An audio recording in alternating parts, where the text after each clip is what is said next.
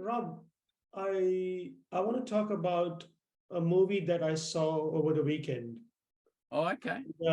This movie is about um, it's called Mrs. Chatterjee, which is a very popular surname in the in the eastern part of India, Mhm. and it's called Mrs. Chatterjee versus Norway. Yeah. Yeah, and the story goes something like this. It is the story of a couple that moves from India to Norway, Mhm. and and their child has been taken away. The custody of their child has been taken away by the Norwegian authorities Mhm. because they think that the children are not safe with their parents. Mhm.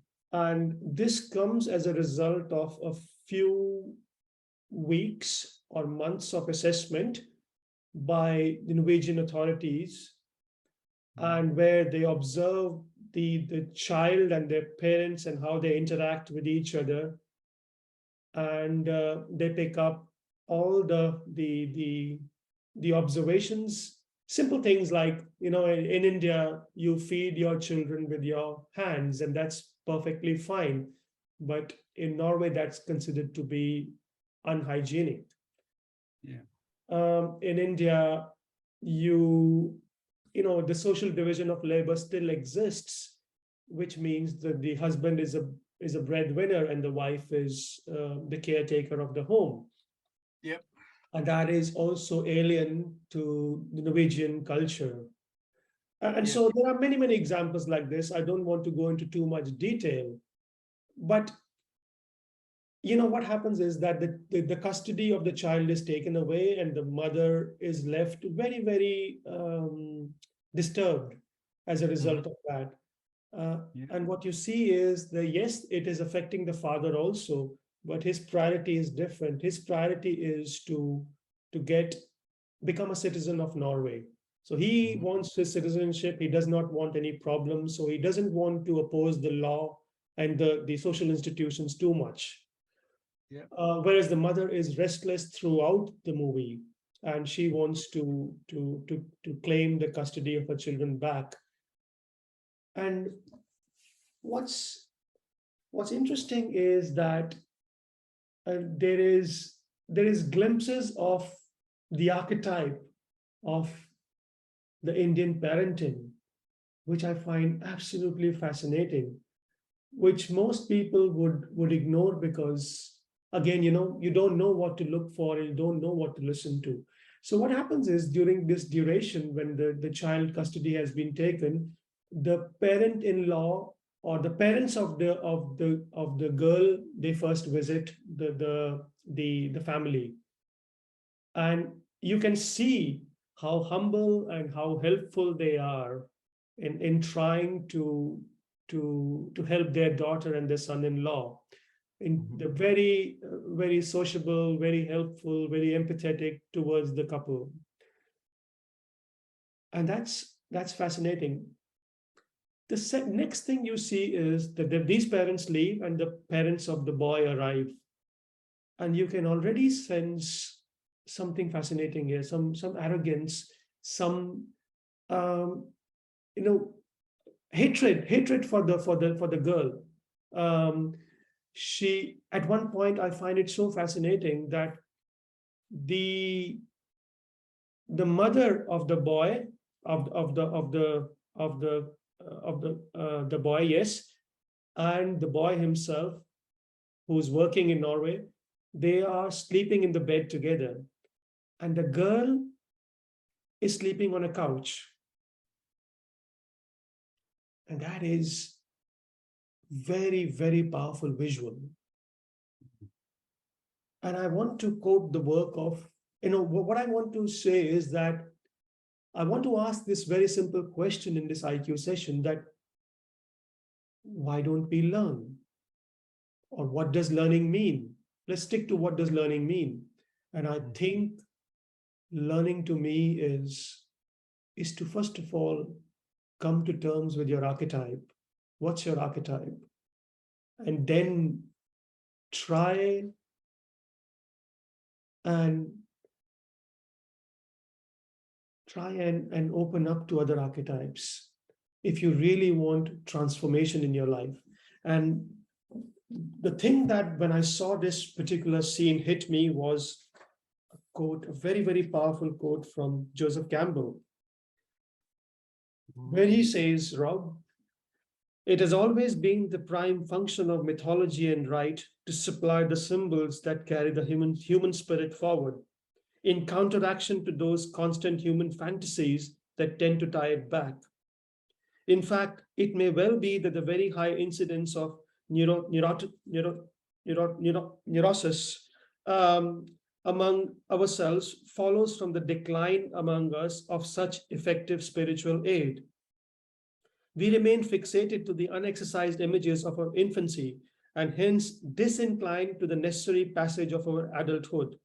In the United States, there is even a pathos of inverted emphasis. The goal is not to grow old, but to remain young, not to mature away from the mother, but to cleave to her.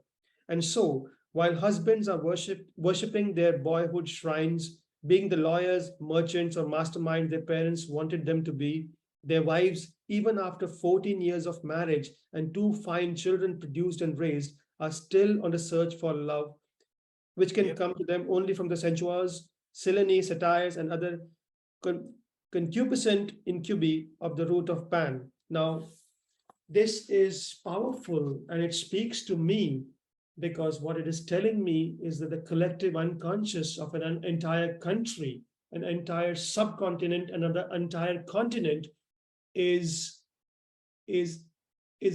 anchored to this myth that the mother is the only source of love. And unless you're willing, as Campbell says very rightly, to move from there, and not to say to ignore it or to leave it, but to move and also look for love in other sources in life, you haven't learned anything in life. And I think if you now take it to the risk and safety world and ask the same question, what is the archetype of the risk and safety world? And you will get the answer that the risk and safety world is anchored in this archetype of certainty and comfort. And unless you come out of it, there is no hope that we can learn anything from it. And I thought that was what I learned from this story. Immensely, immensely powerful, Rob.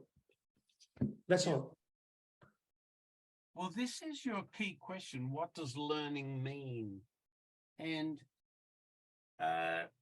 there are 2 things that I think about when you talk about this. The first one is, this is not a question that people ask.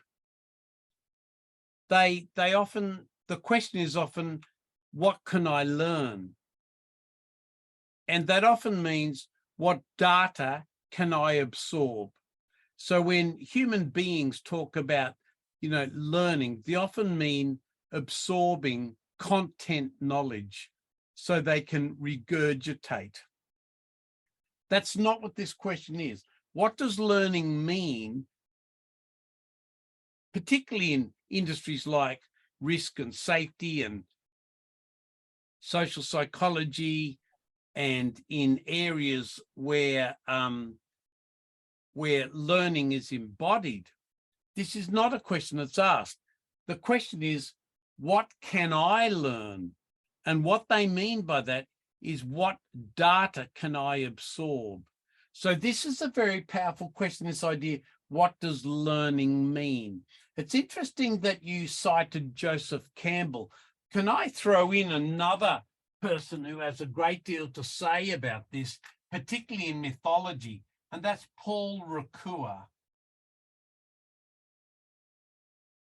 Yes. Paul Ricoeur, just as significant a writer as Campbell, but Paul Ricoeur says that myth is one of the ways in which we avoid engagement with reality.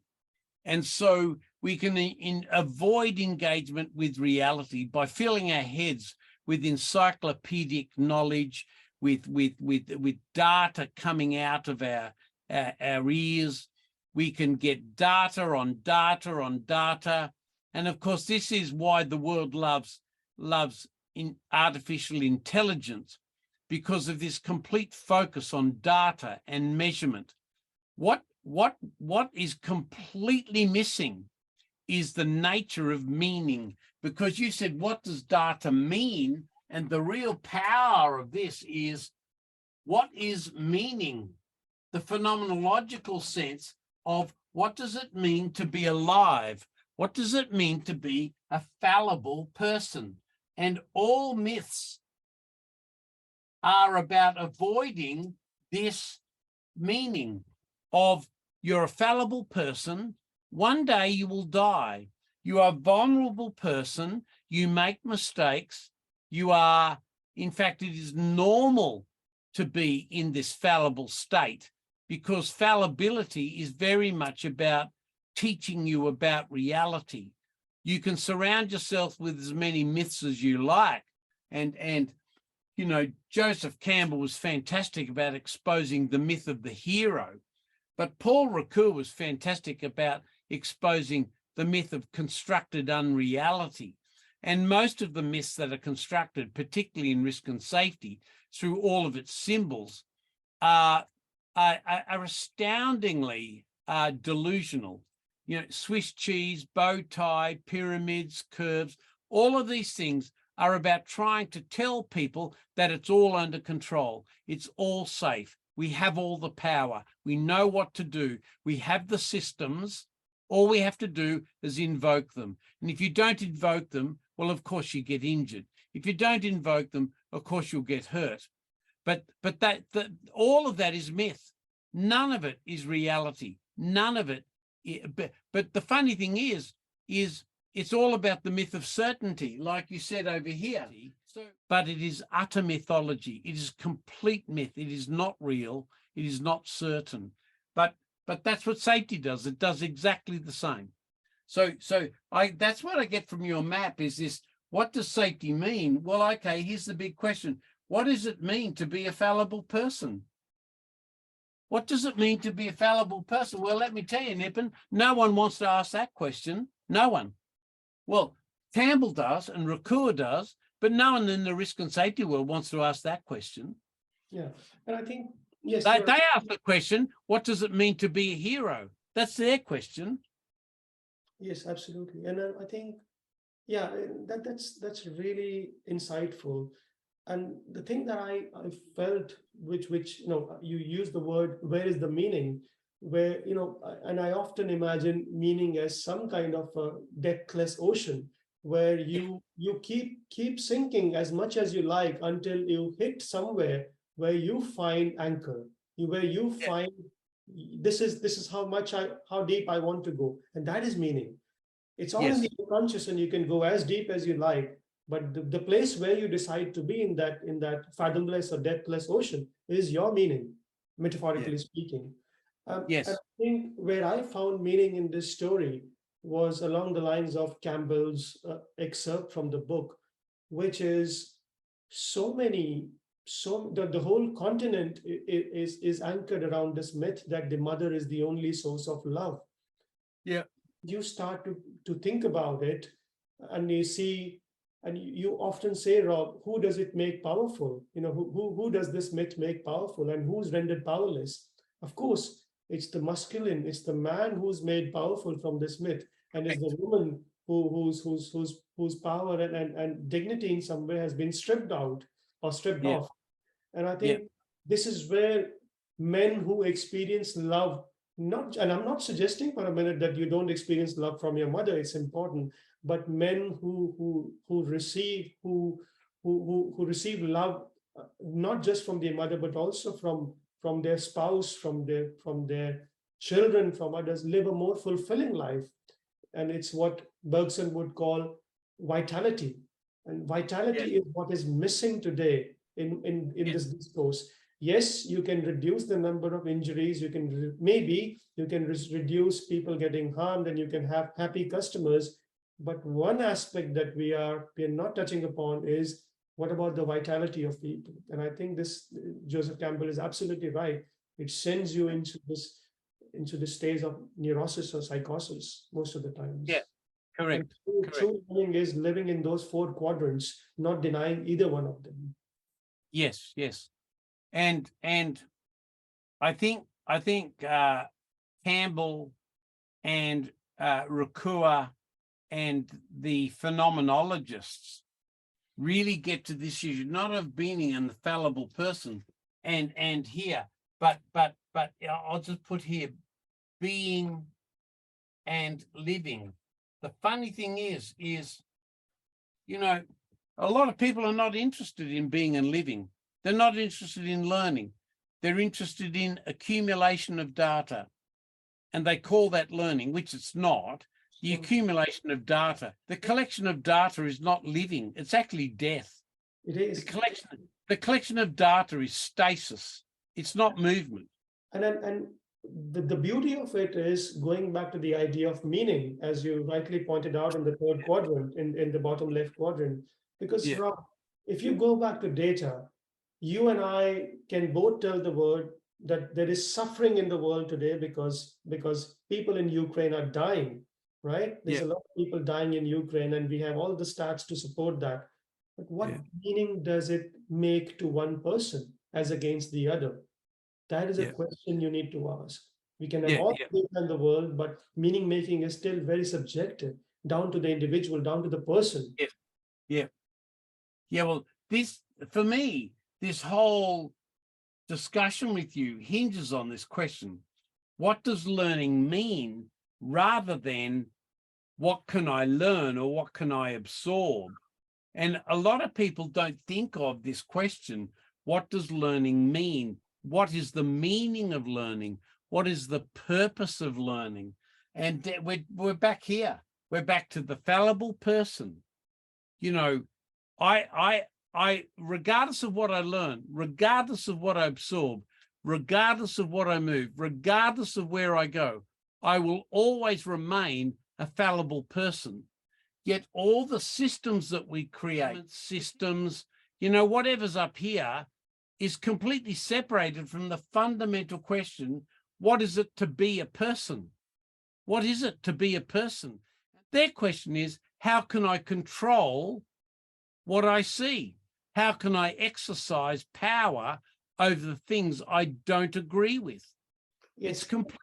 It's completely opposite to this question of what is being and living. And I see no difference in risk and safety. It's the same thing. What can I control? What can I overpower? Not how can I live with others? How can I be a person in the world? That's of no interest. So I see a big connection between this one here, your question, and this one here about being and learning and living and the fallible person.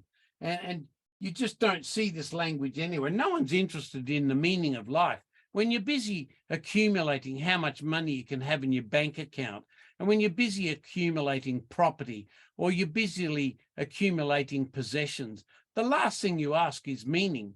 Having run, 1,000 funerals in 1,000 churches over, 5 years, putting people in the ground, the last question people care about when they're putting their loved one in the ground is, what do I own and how much have I accumulated? The first question in their mind is, I've lost my loved one. Why have I lost them? And I wish I had them back. I wish I could love them more. It doesn't matter that you've got a BMW parked in the driveway outside the church. It doesn't matter that you've got, a mansion parked, 50 kilometers from the church. It doesn't matter that your bank account has, $1 million in it. The moment you go to a funeral, the question they ask is, what is it to learn? What does it mean to be a fallible person? And what is being and living? Because I'm looking at a box with a 14-year-old child in it who's suicided, and I have no answers. I have no answers. My questions prove to be completely faultless. The question of what can I absorb and what can I accumulate is meaningless. Great. Thank you, Rob. This has been such a powerful discussion. Yeah.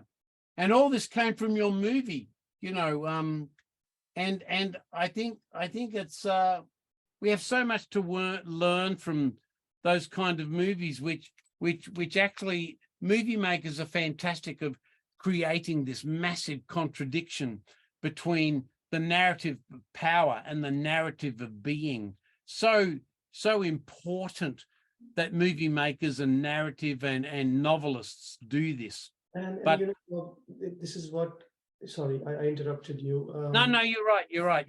No, it's so true, because the moment I saw that woman in the bed with her son, Yeah.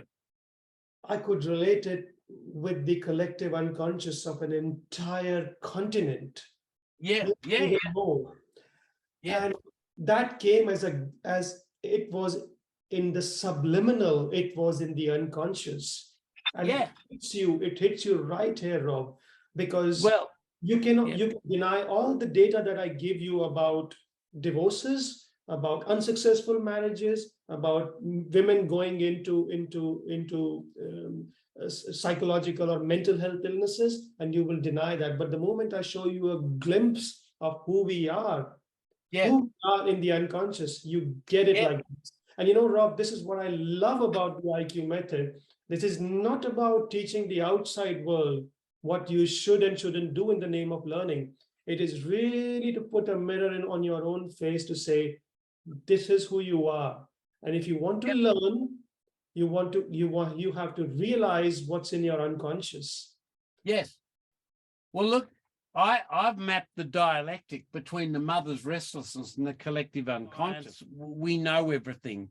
And then you've got this Indian family that work off the paradigm of intimacy and family and myth and ritual, and that is their family reality. And so there's this massive dialectic conflict between the mother's restlessness. She's the insightful one, and this, you know. It's a related concept which really interests me is the dialectic between the subculture of the woman and the subculture of men.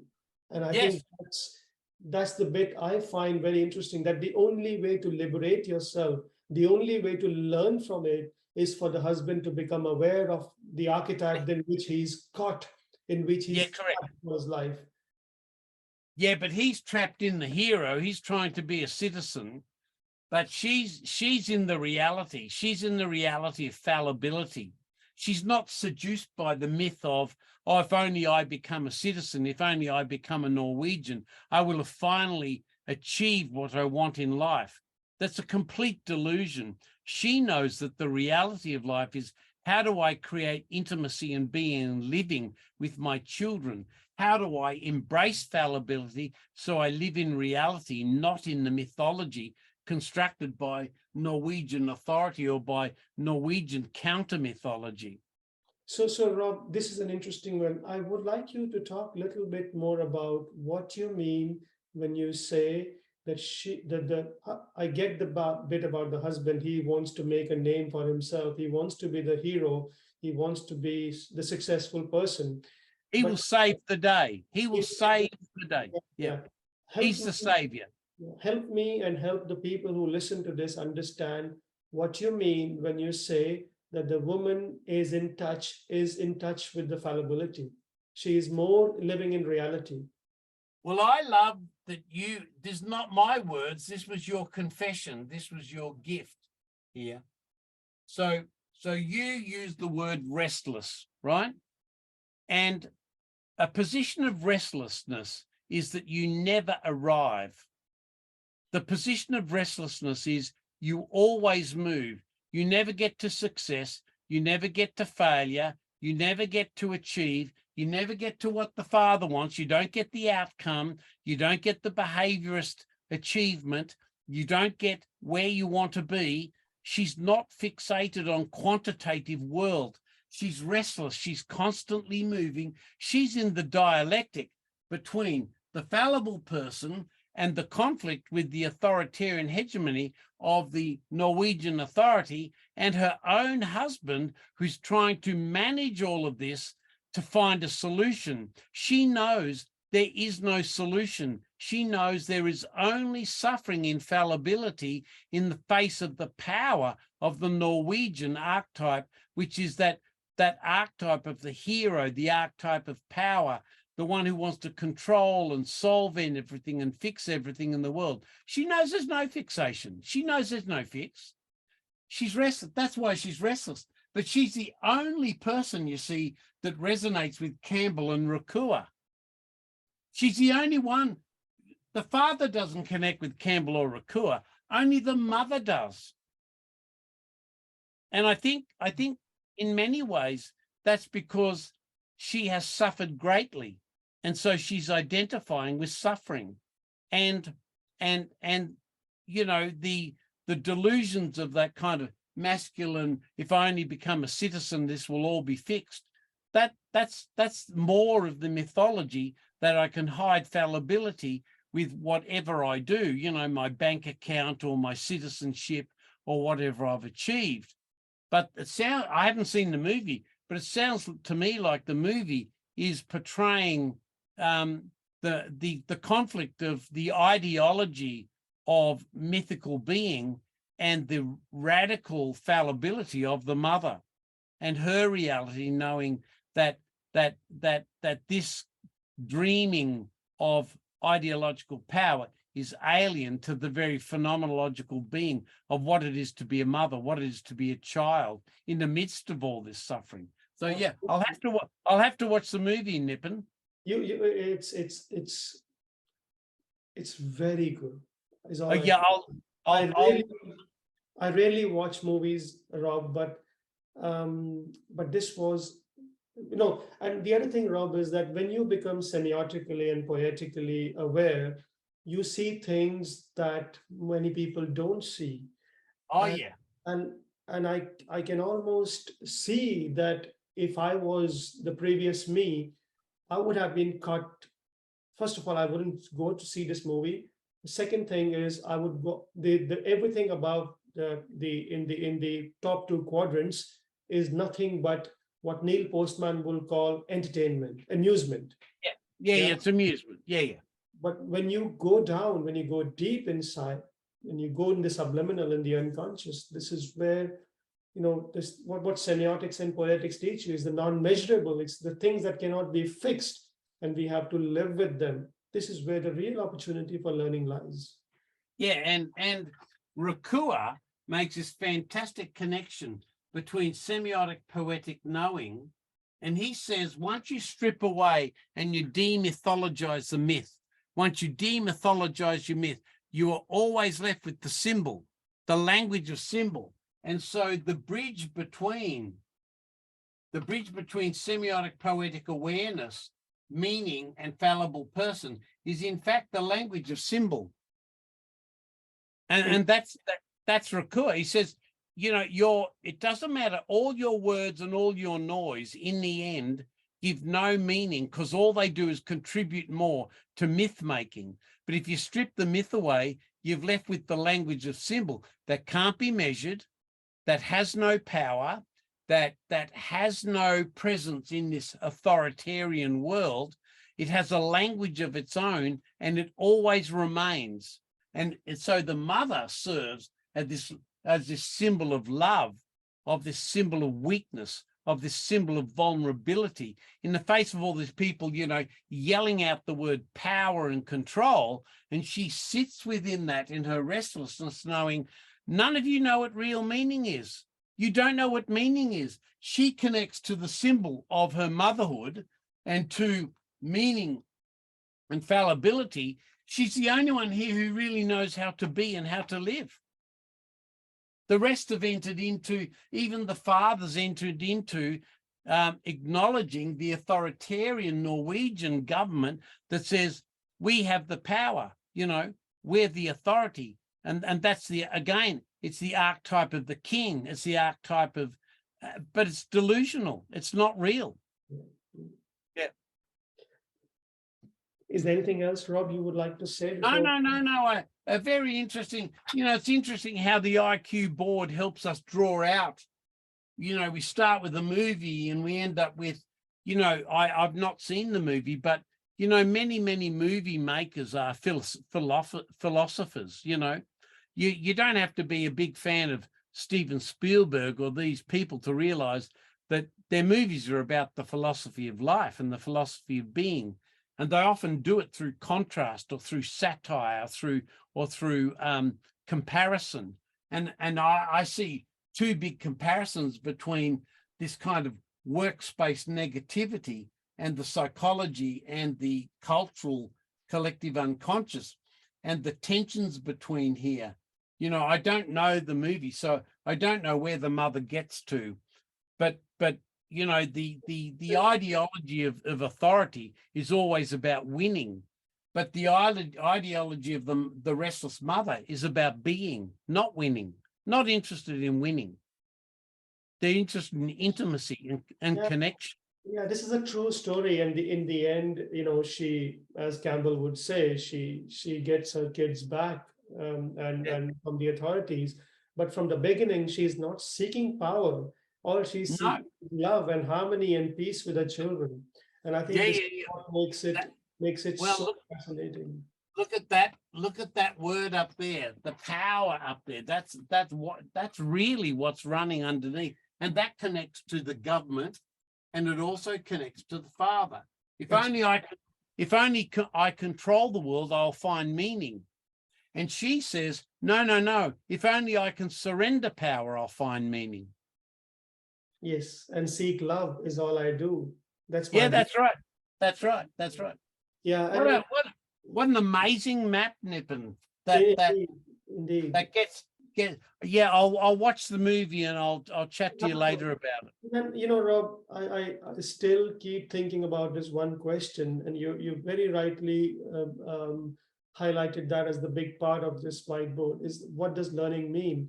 And I look at this story and I think this is a huge problem in the continent at the moment. It has always been like that. Yes. What an irony, you know, that we worship goddesses. We got 3,600 goddesses, maybe more than that, and very few gods, mostly goddesses, and yet we're caught in this paradox that, you know, a woman is less than a man, and I find it very disturbing. Very disturbing. Well, here's the alternative question. So, what data can I accumulate, right? This is the question that stands in contradiction to what does learning mean. And I look at most of the things in leadership and management and risk and safety, and this is their question. What data can I accumulate? Not what does learning mean? You know, I see people running around, you know, have no expertise in learning, no expertise in epistemology, no expertise in experience in education or learning. And that's the question. What data can I accumulate it? And they call it learning teams, you know, or they call it learning moments. And it's got nothing to do with learning. The learning's in the mother. That's where the learning is. It's in the dialectic of the mother, not in the father who's trying to, you know, join with the power of the government. Learning's in the mother. This is Martin Buber and Ricoeur and Campbell telling you that if you want to know about learning in this story, don't go to the accumulation of data, go to the mother. You'll learn about learning here, you know. In the same way as when an accident happens on the aft deck of the ship, go and talk to the able seaman. Don't talk to the captain. What would he or she know? Oh, nothing. They have no power. This is a theologian I know called Jürgen Moltmann, a very clever. He wrote a book called The Power of the Powerless.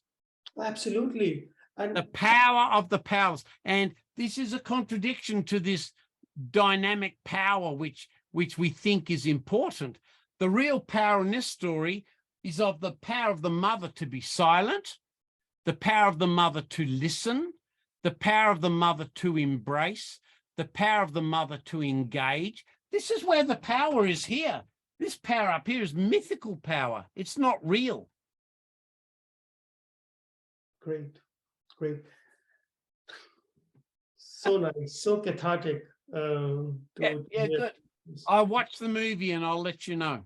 Yes, it's those small little things that make it such a beautiful movie as it is. Yes. I'll watch it. I'll watch it. Yeah. Great. Yeah.